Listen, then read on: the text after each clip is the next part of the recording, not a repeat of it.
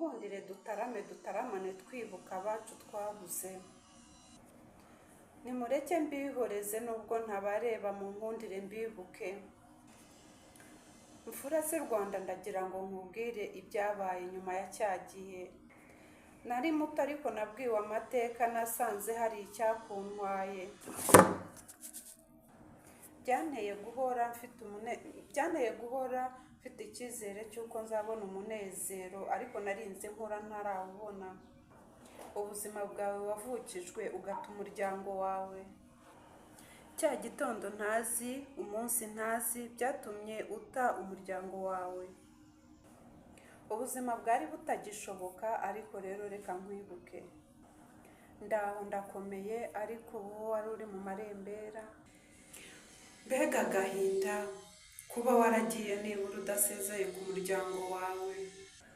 Ubu nanjye ndaho narakuze ndashibuka kandi ndakuzirikana.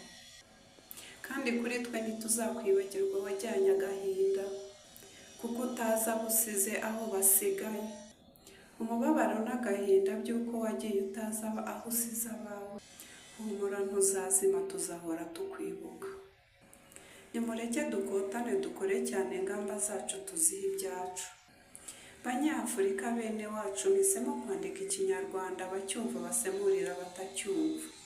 Reka tujye twifatira abanyamweru, tumuhe ibibindi n'imizinga kandi nta mavumvu twigirira.